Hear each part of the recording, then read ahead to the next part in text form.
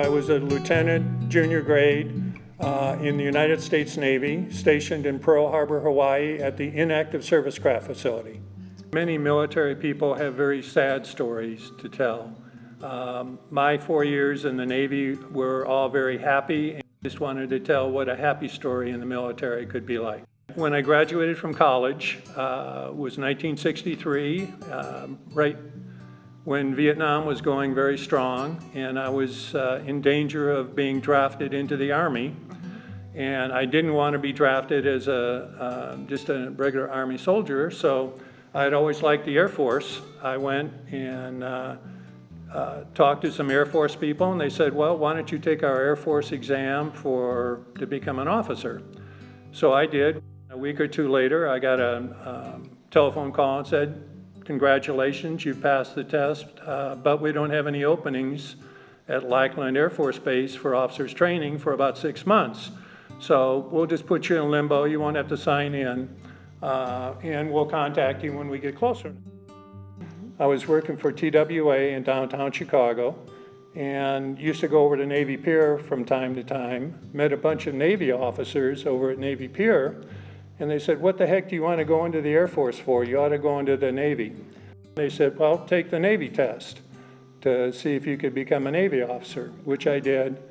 I got a phone call saying that I had passed, and then I explained to them, well, I had taken the Air Force test and scheduled for Lackland.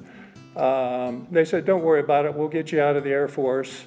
And so they signed me up, and I went through Officer Candidate School in Newport, Rhode Island. After I got my commission as a Navy officer, I went through Supply Corps School down in Athens, Georgia. I was assigned to temporary duty in San Diego, California until I got permanent orders, along with another one of my friends that had gone through training with me. We both got our orders at the same time. He got orders to a ship, an old World War II destroyer that was converted to be a troop carrier, and it was going to be off the coast of Vietnam.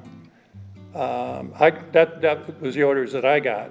He got orders to run a base in Pearl Harbor as a supply officer, and he didn't want to be shore duty, he wanted sea duty.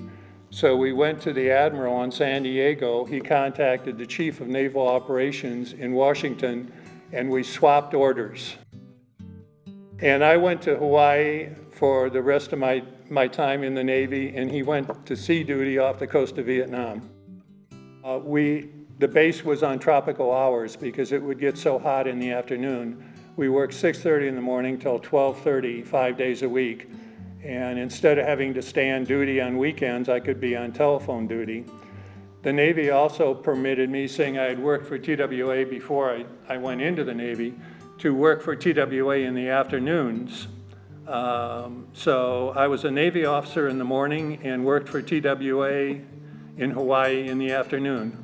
Many, many years later, I got out of the Navy in 1967, and in 2007, I started what we call a Books for Troops program with the Peninsula Friends of the Library as our sponsor, so to speak, where we would ship books to troops all over the world, as well as to military hospitals and VA centers.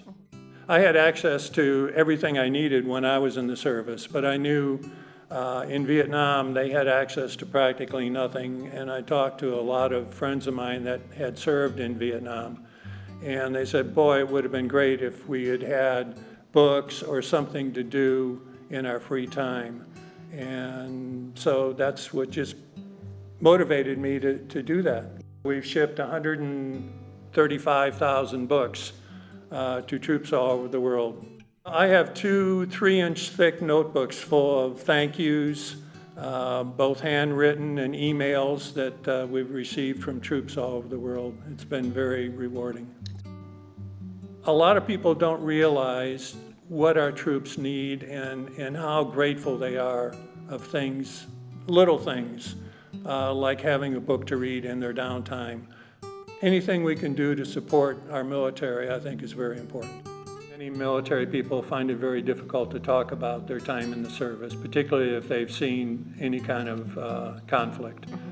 And I think it's important that their stories get out as well as mine, which is very unusual, I would say, probably. Yeah. Not too many people in the service would have the kind of stories that I had from being in.